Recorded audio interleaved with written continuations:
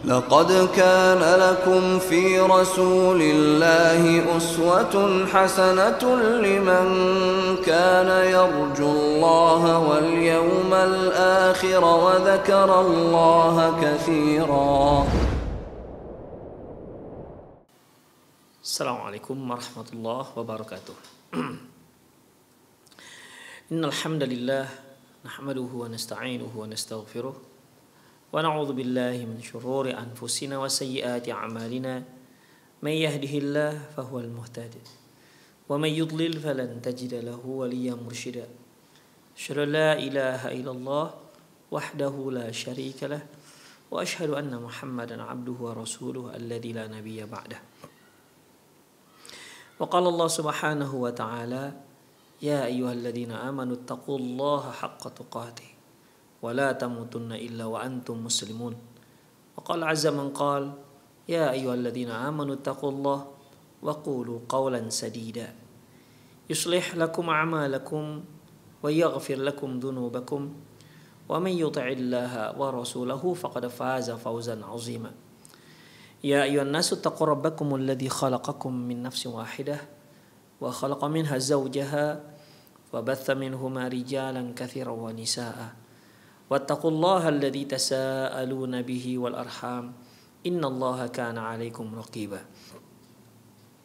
أما بعد أصدق الحديث كتاب الله وخير الهدي هدي محمد صلى الله عليه وسلم وشر الأمور محدثاتها wa kullu muhdatsatin bid'ah wa kullu bid'atin dhalalah wa kullu dhalalatin finnar. Para pemirsa Rosyad TV dimanapun Anda berada, alhamdulillah kembali kita bertemu dalam kajian kitab Al-Muallim Al-Awwal sallallahu alaihi wasallam. Ikhwah, kita sudah membacakan hingga akhir kitab kecuali khatimah, di mana kitab ini ikhwah azinallahu wa iyyakum mengajarkan kepada kita ya bagaimana cara mendidik anak, bagaimana cara mengelola kelas tempat kita mendidik anak-anak. Buku Muallim Al-Awwal ini ditulis oleh Syekh Fuad bin Abdul Aziz Asy-Syalhub, di mana sebelum kita membacakan khatimah kitab ya, ada baiknya sedikit kita ulas sedikit terkait dengan apa yang telah kita bahas, bahwasanya kitab ini terbagi pada tiga bahagian. Yang pertama yang dibahas yaitu sifatu yang bagi tawaffuruha lil muallim. Pertama beliau membahas sifat karakter seorang guru yang seharusnya dimiliki. Ya, karakter yang harus dimiliki oleh seorang guru. Kemudian yang kedua yaitu muhimmatun wa wajibatul muallim, yaitu kewajiban-kewajiban yang harus dilaksanakan oleh seorang guru di saat dia melaksanakan proses belajar dan mengajar. Adapun yang ketiga yaitu turqun wa asalibut ta'lim, yaitu metode dalam pengajaran. Di qismul awal ini ikhwah, dalam bahagian yang pertama di sini, di mana penulis menyebutkan sifat yang seharusnya dimiliki oleh seorang guru. Beliau menyebutkan ada 11 karakter. Ya, 11 karakter. Yang pertama yaitu seorang guru hendaklah dia ikhlas pada Allah Subhanahu wa taala dalam mendidik anak-anak, dalam memberikan tarbiyah kepada anak-anak. Maka dia harus memiliki sifat, yaitu dia harus memiliki keikhlasan karena Allah Subhanahu wa taala, dan dia harus camkan bahwasanya apa yang diajarkan adalah sebuah kebaikan, dan kebaikan itu akan bernilai besar di sisi Allah Subhanahu wa taala jika dia melakukannya ikhlas untuk mendapatkan ridho Allah Subhanahu wa taala. Satu kebaikan yang disampaikannya kepada murid-murid dan dilaksanakan oleh murid-murid tersebut hingga akhir hayatnya, maka pahalanya terus mengalir bagi si guru. Yang kedua, hendaklah dia memiliki sifat sidqul muallim. Seorang guru itu hendaklah dia punya sifat berupa kejujuran. dia tidak boleh berbohong. Ya, dia tidak boleh berbohong. Dia tidak boleh membohongi muridnya. Dia tidak boleh membohongi anaknya. Karena ketika seorang murid mengetahui sang guru kedapatan berbohong, maka akan berkuranglah rasa hormat sang murid kepada si guru. Berkurang, ya, berkurang. Mungkin yang tadinya dia sangat hormat, sangat sangat mulia di mata si murid, tapi ketika dia mengetahui ternyata si guru ini berbohong, maka nilai itu akan berkurang. Dan tentunya kalau sudah berkurang, otomatis perhatiannya terhadap pelajaran yang disampaikan sang guru juga akan berkurang. Kemudian yang ketiga yaitu mutabaqatul qaul amal. Hendaklah seorang guru itu ucapannya harus sesuai dengan amalannya. Jangan sampai apa yang dia perintahkan dia sendiri tidak melakukan. Dan jangan sampai apa yang dia larang dia sendiri yang melaksanakan. Tentu hal ini sangat tidak baik dalam dunia pendidikan. Dan Allah Subhanahu wa taala pun marah pada siapa saja ketika dia berbicara dia sendiri tidak mengamalkannya. Ketika dia larang murid untuk satu perbuatan tapi ternyata dia sendiri melakukannya. Pastilah ini suatu hal yang tak baik dalam dunia pendidikan. Demikian, apalagi kalau hal itu diketahui oleh sang murid. Murid akan merasa ini guru hanya pandai bicara, dia sendiri tidak mampu untuk melakukannya. Kemudian yang keempat al-adl wal musawat, yaitu seorang guru harus memiliki keadilan, ya, adil dalam memberikan kewajiban pada sang para murid, adil dalam menjatuhkan hukuman. Jangan sampai ada kesalahan yang sama tapi berbeda dalam memberikan hukuman.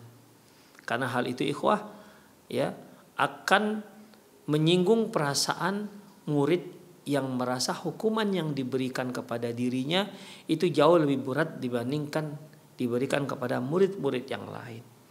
Dan ikhwah rahimallahu wa iyyakum, seorang guru harus adil. Demikian juga adil dalam memberikan penilaian. Ya. Dia tidak boleh berat sebelah. Jangan sampai dikarenakan salah seorang murid adalah kerabat dia, maka dia memiliki kecenderungan hati pada si murid sehingga nilai pun selalu didongkrak oleh si guru. Tentu ini tidak adil, ini sebuah kezaliman.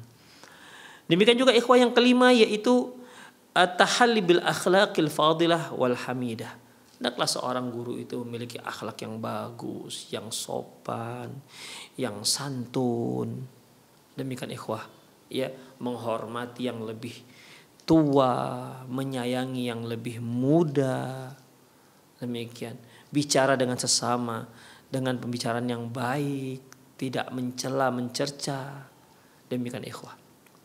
Kemudian yang keenam at-tawadhu'ul muallim. Seorang muallim, seorang guru hendaklah dia bersikap tawadhu, rendah hati. Sehingga murid, ya, sehingga tidak ada jurang antara dia dan murid.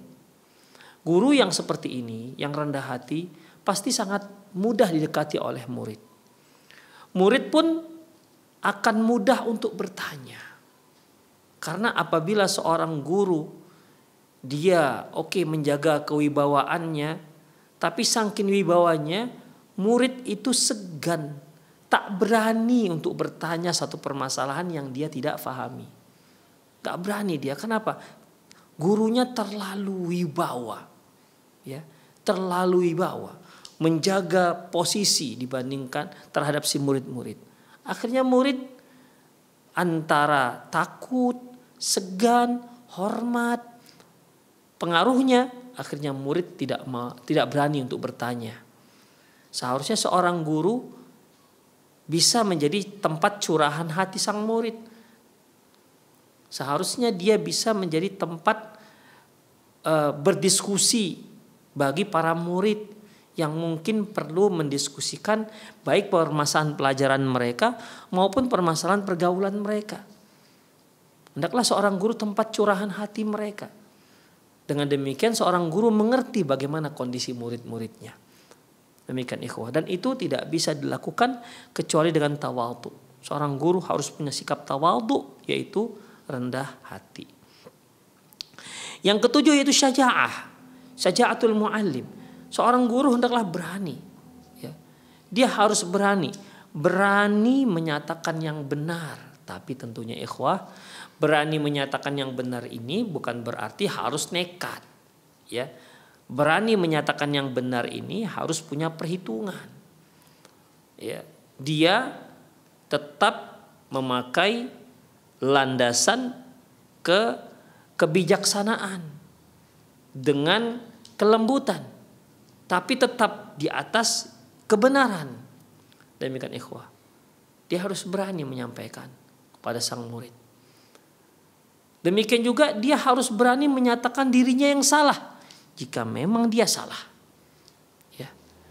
Ketika dia salah, dia harus berani menyatakan dirinya salah, dan dia harus berani meminta maaf kepada murid-muridnya jika dia salah. Ikhwah, siapapun di antara kita tidak akan pernah ada yang tidak bersalah. Pasti semua kita pernah bersalah. Oleh karena itu, ketika kita tahu kita itu bersalah, maka segeralah memohon maaf kepada orang yang kita lakukan kesalahan tersebut.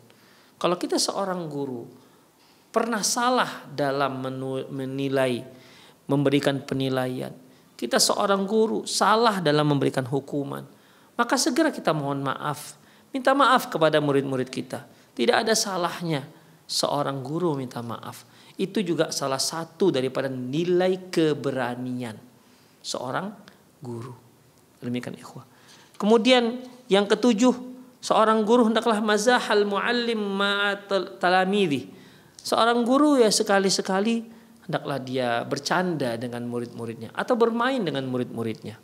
Demikian, sehingga murid merasa dekat dengan sang guru. Ya, dia merasa dekat, tapi ingat jangan kelewat. Karena kalau seorang guru terlalu sering dia bercanda, maka dia akan kehilangan hibah, akan kehilangan kewibawaan di hadapan guru, murid-muridnya, dan dia dan murid-muridnya akan melunjak. Makanya ikhwah, ya, tidak dibenarkan kalau selalu melakukan candaan, ya. Tidak dibenarkan, karena itu akan mengurangi kewibawaan sang guru. As-sabr wa ihtimalul ghadab. Yang kesembilan yaitu hendaklah seorang guru itu sabar. Sabar dan sanggup menahan amarah. Yang namanya mengajar, pastilah di sana sini ada yang memancing emosi kita. Ya. Terkadang suasana kelas yang tak terkendali yang akhirnya membuat emosi kita naik sehingga kita memarahi para murid. Terkadang apa yang kita tugaskan kepada murid sepertinya mereka kok tidak memperhatikan, mengabaikan begitu saja, sehingga hal itu memancing emosi kita. Atau terkadang kita sudah mengajarkan berkali-kali tapi tak juga faham, padahal ini perkara yang mudah menurut kita, akhirnya memancing emosi. Demikian ikhwah. Atau mungkin ada tingkah pola murid yang membuat emosi kita terpancing. Maka seorang guru hendaklah banyak bersabar dan jangan terpancing emosinya. Dia harus bisa menahan emosinya dan mengendalikan emosinya. Demikian ikhwah. Yang ke-10, tajannubul kalam al-fahisyul badi. Hendaklah dia menjauhkan yang namanya ucapan kotor. Ya. Ucapan-ucapan kotor, seperti juga caci maki, memberikan julukan-julukan yang buruk terhadap sang murid, ini juga sangat dilarang dalam Islam. Bukan hanya di kelas, di dalam kehidupan kita. Ya, ini ucapan-ucapan seperti ini, ucapan-ucapan kotor itu dilarang dalam Islam. Kemudian yang ke-11 yaitu istisyaratul muallim li ghairi, yaitu seorang guru ketika dia mendapatkan satu permasalahan, ya, dan dia tidak sanggup untuk menyelesaikannya, dia bisa bertanya kepada guru yang lain. Dia bisa minta pendapat. Dia bisa sharing dengan guru yang lain. Yang lebih senior, atau yang lebih berpengalaman, atau yang lebih ahli. Terkadang ikhwah, ada orang-orang yang memang di bidangnya dia lebih ahli, walaupun dia junior kita, maka kita jangan malu sharing dengan dia. Walaupun mungkin usianya dia tuh usia kita 2 kali lipat usia dia, tapi karena kita lihat dia seorang yang ahli, maka kita jangan lupa, ya, kita jangan malu sharing dengan dia. Demikian ikhwah, tak apa-apa kita ambil faedah dari apa yang spesialis dia. Demikian ikhwah. Itulah 11, yaitu sifat yang ditulis oleh Syekh Fuad bin Abdul Aziz Syalhub tentang karakter, 11 karakter yang harus dimiliki oleh seorang guru. Kemudian pada qismus tsani, ikhwah, pada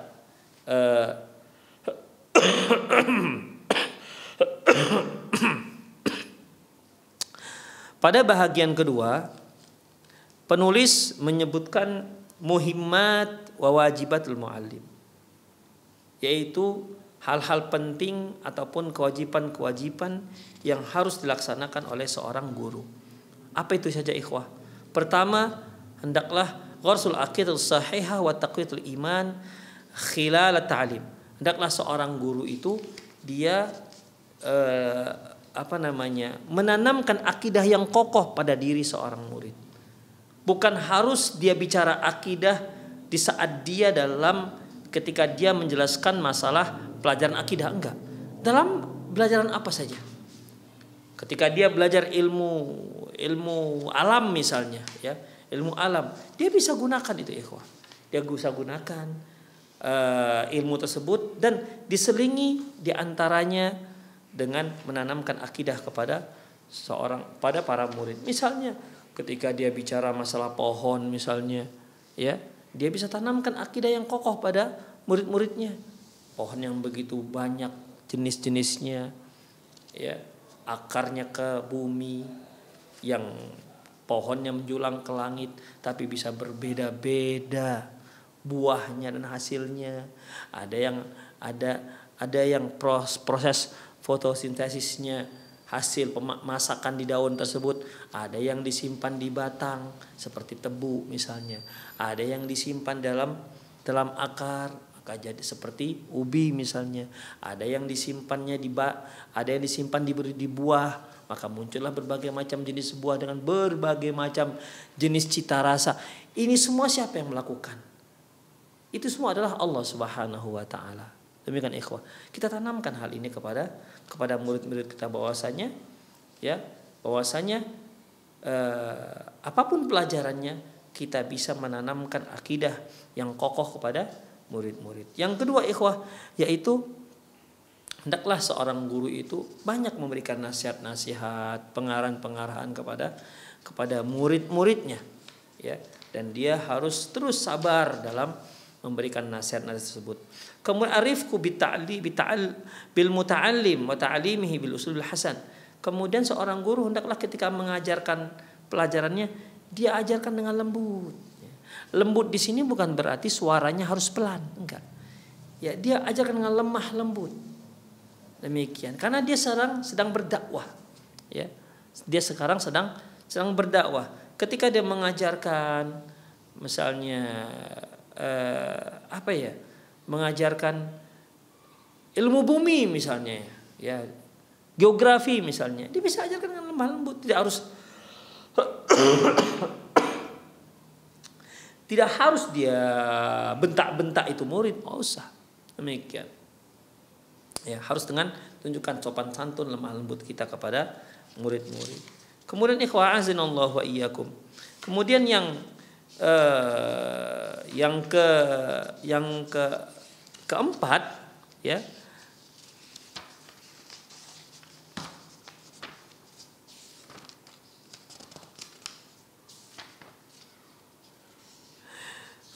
kemudian yang keempat ikhwah,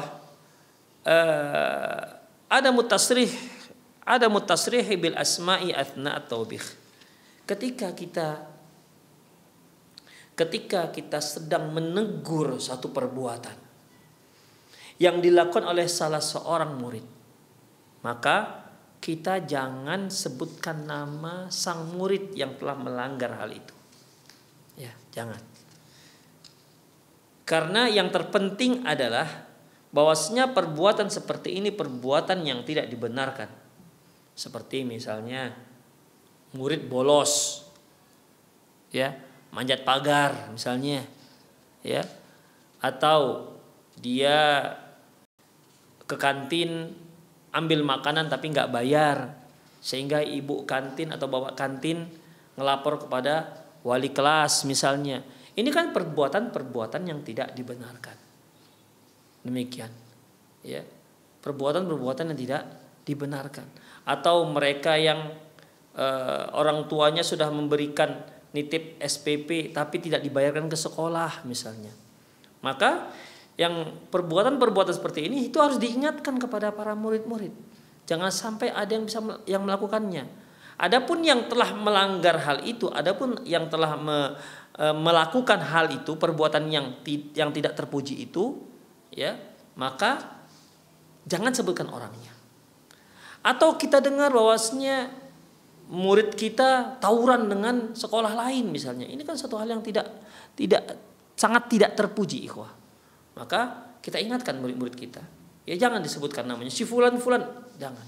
Apalagi ketika upacara misalnya kan, itu merupakan nasihat oleh instruktur upacara, ya, kepada seluruh murid-murid. Juga mungkin termasuk juga para guru. Maka kalau ada perbuatan-perbuatan yang sangat mencolok, ya, kita bisa sebutkan di sana. Dan jangan sebutkan si pelakunya. Karena hal itu akan membuat malu si pelaku. Demikian ikhwah rahimani Allah wa iyyakum. Kemudian selanjutnya yang kelima yaitu ilqa'us salami 'alal muta'allim qablal darsi aw ba'dah. Seorang guru hendaklah sebelum dia belajar, hendaklah dia mengucapkan salam kepada murid-muridnya dan juga setelahnya. Ketika dia masuk kelas dia kata assalamualaikum. Ketika dia mau keluar kelas dia katakan assalamualaikum. Demikian ikhwah. Karena memang Rasulullah SAW mengatakan bahwasanya tidaklah yang pertama itu lebih besar pahalanya ketimbang yang kedua. Artinya sama hukumnya antara ketika kita bertemu kita katakan assalamualaikum, ketika kita berpisah juga kita mengucapkan assalamualaikum, sama hukumnya. Makanya seorang guru ketika masuk kelas dia katakan assalamualaikum, dan demikian juga ketika dia meninggalkan kelasnya. Demikian ikhwah rahimanallah wa iyyakum. Apalagi Rasulullah pernah katakan ala ukhbirukum ala unabbiukum idza fa'altum tahabbabtum. Maukah kalian aku beritahu jika kalian lakukan maka kalian akan saling mencintai, yaitu afsus salam bainakum. Tebarkan salam di antara kalian. Yang keenam ya ikhwah yaitu istikhdamul uqubati athna ta'lim. Ya. Boleh kita memberikan hukuman di saat kita memberikan pelajaran. Mungkin di saat kita menjelaskan pelajaran ada yang misalnya tidur misal di belakang, ya, tidur, mungkin tak tahan lagi dia. Jadi gimana? Ya kita bisa memberikan hukuman yang bisa menghilangkan rasa kantuk dia. Misalnya apa? Kita tegur dia, kita suruh dia berdiri di mejanya, misalnya, otomatis dia akan hilang ngantuknya. Kalau kira-kira sudah hilang ngantuknya, ikhwah, kita suruh duduk. Itu namanya teguran. Itu namanya hukuman. Atau ribut di belakang misalnya, ya ribut, maka kita boleh hukum mereka dengan semua ke depan, berdiri di depan. Demikian ikhwah. Dan itu dibolehkan dalam Islam, yaitu memberikan hukuman. Tentunya hukuman-hukuman yang jangan sampai hukuman-hukuman yang membuat cedera, ya. Jangan sampai hukuman-hukuman yang membuat cedera. Dan seharusnya murid paham bahwasanya kita itu bukan orang yang suka menghukum, tapi hukuman ini bertujuan untuk memperbaiki murid-murid kita. Kalau bisa mereka memahami hal itu, ya. Kalau bisa mereka bisa memahami hal seperti itu. Bahwasanya mereka tahu sekali bahwasanya guru itu kalau menghukum bukan dikarenakan benci, tapi dikarenakan mereka sayang kepada murid-muridnya.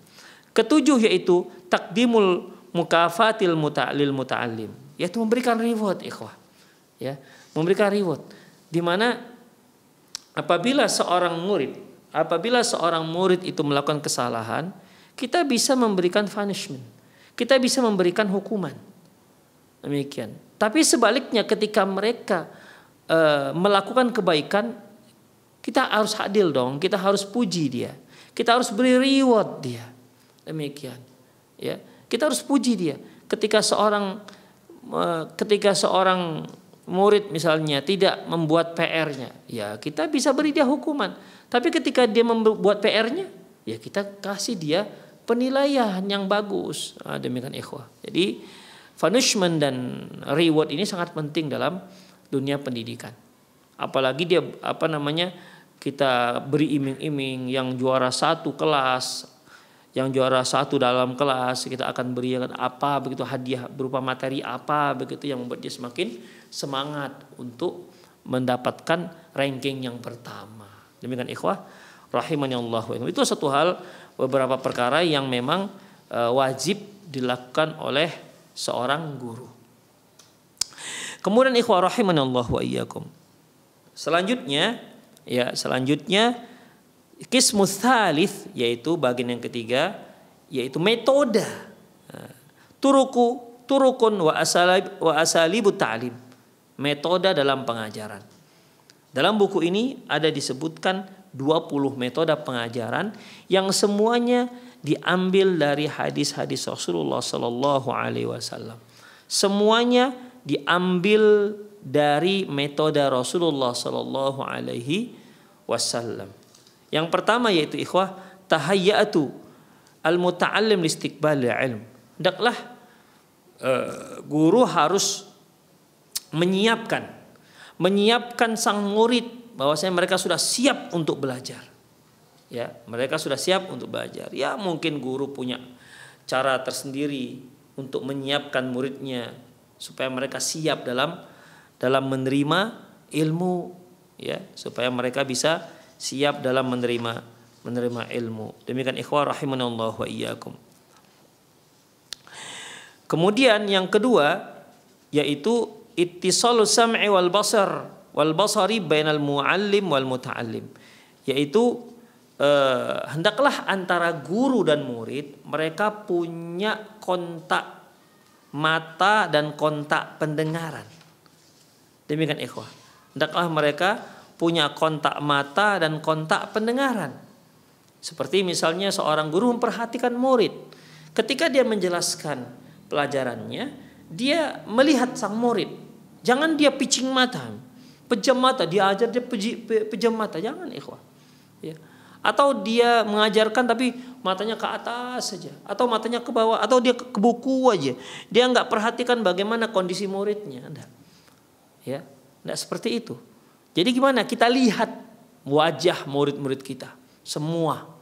Makanya kita perhatikan satu persatu sambil kita mengajarkan pelajaran kita, sambil kita perhatikan bagaimana murid-murid kita.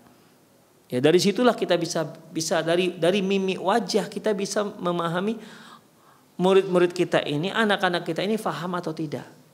Demikian. Ya.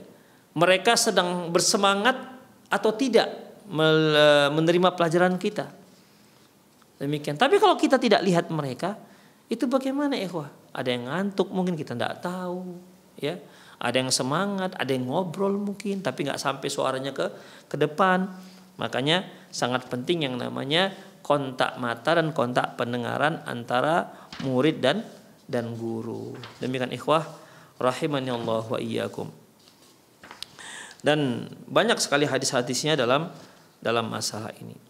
Kemudian ikhwah, selanjutnya yaitu metode berikutnya yaitu terkait dengan uslubul amali fit ta'bir, yaitu cara praktek. Bahasa kita praktekum lah, ya. Apa yang dipelajari itu dipraktekkan. Misalnya kita belajar wudu, teorinya, udah hadis-hadisnya, terus dipraktekkan. Kita belajar teori sholat, dipraktekkan sholatnya. Demikian ikhwah. Kita mempelajari kelenturan metal misalnya, dipraktekkan dalam laboratorium misalnya. Demikian.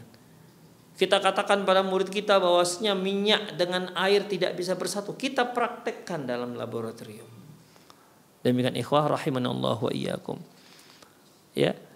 Kita katakan bahwasanya benda-benda ini banyak virus. Dipraktekkan, dibuktikan dengan teleskop dengan mikroskop misalnya dan seterusnya. Ya, itu bisa semakin memantapkan ilmu sang murid. Demikian ikhwah. Kemudian yang ketiga al-uslubul amali, yang keempat ardul maddat ilmiyah bi uslubin yunasibu aqli talibi wa fahmihi, yaitu dengan memberikan pelajaran dengan bahasa-bahasa yang mudah difahami oleh sang murid. Demikian, jangan sampai kita mengajarkan anak TK tapi bahasa kita bahasa anak kuliah, ya pastilah mereka tidak memahami apa yang kita sampaikan. Kita sampaikan cara bahasa anak TK. Makanya kan kita lihat kalau kita masuk ke kelas TK beda komunikasi guru TK dengan komunikasi guru SD. Dan guru yang mengajar SD akan berbeda komunikasinya dengan guru yang mengajarkan SMA. Demikian seterusnya. Uslubul hiwarah yang kelima yaitu cara diskusi. Ya, diskusi atau interaktif antara kita kan murid. Mungkin murid ingin menyangkal apa teori yang kita ucapkan. Ya, silakan. Ya, kita bisa menjawab apa yang membuat mereka berat misalnya. Dengan demikian perkara-perkara yang mengganjal dalam hati mereka itu bisa kita jawab. Dengan demikian si anak murid pun lebih berkembang lagi, ya. Cara berpikir dan wawasannya akan lebih berkembang. Kemudian ta'limu al taril qasas, demikian juga mengajarkan dengan cara bercerita. Ya, bercerita. Ya, kita mungkin ingin mengajarkan apa ini? Ingin mengajarkan tentang amanah, maka kita bercerita tentang mungkin ada kisah-kisah orang soleh terdahulu atau kisah-kisah para nabi yang di situ menunjukkan bagaimana mereka memegang amanah. Dan bercerita ini satu hal yang sangat menarik bagi murid. Ya, cerita apapun ikhwah, ya sangat menarik bagi sang murid. Kemudian darbul amthali asnat ta'lim, memberikan permisalan. Ya, memberikan permisalan. Terkadang ikhwah ketika satu pelajaran kita paparkan itu belum difahami oleh sang murid sampai kita berikan contoh. Ya, sampai kita berikan contoh. Seperti yang kita katakan tadi, bahwasanya proses fotosintesis pada daun, ya, hasil fotosintesis tersebut akan disalurkan ke batang misalnya. Maka jadilah yang bisa kita makan itu yang bagian batangnya. Yang ini kan tidak memberikan pemahaman yang signifikan. Tapi kalau kita katakan contohnya tebu, oh begitu yang dimaksud. Jadi yang bisa kita manfaatkan itu ya batangnya itu tebu. Demikian juga yang dia disimpan proses fotosintesisnya itu disimpan di akar. Apa contohnya ya? Demikian. Berikan contoh ubi misalnya, wortel misalnya dan seterusnya. Ya, demikian ikhwah. Itu namanya menyebutkan tentang permisalan. Rasulullah pernah bertanya, permisalan seorang mukmin sama seperti sebuah pohon. Pohon apakah itu? Kata Rasulullah. Maksudnya pohon kurma. Baik, kemudian uslubut tashwiq fit ta'lim. Uslubut tashwiq fit ta'lim ini ikhwah yaitu yaitu caranya itu untuk memancing murid, ya, memancing perhatian sang murid. Ya, memancing perhatian sang murid. Memancing rasa ingin tahunya sang murid, ya, memancing keinginan tahunya sang murid terhadap apa yang akan disampaikan oleh sang guru. Dan Rasulullah Shallallahu Alaihi Wasallam pernah melakukan hal ini, ya, dalam metode seperti ini dalam memberikan pelajaran kepada para sahabat. Demikian ikhwah, seperti contohnya ketika Rasulullah Shallallahu Alaihi Wasallam ya seperti yang tadi, ya, ketika Rasulullah tanyakan ada sebuah pohon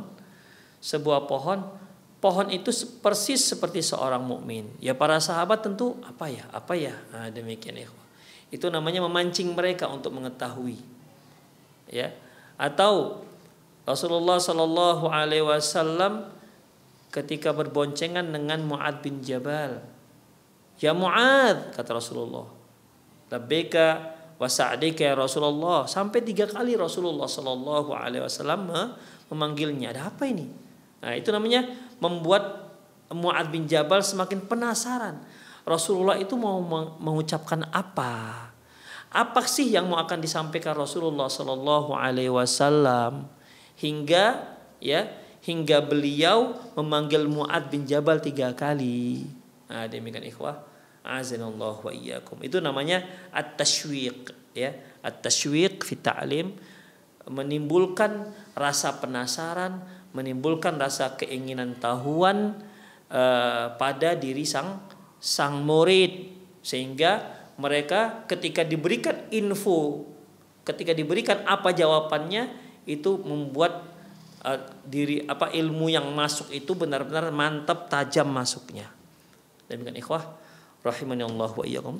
Sisanya nanti akan kita review kembali di kajian yang akan datang. Demikian aku qouli hadza wa astaghfirullah li wa lakum wa lisal muslimin innahu wal ghafurur rahim. Subhanakallahumma bihamdik asyhadu an la ilaha illa anta astaghfiruka wa atubu ilaik.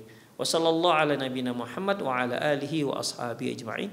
Wa akhir da'wana alhamdulillahirabbil alamin. Assalamualaikum warahmatullahi wabarakatuh.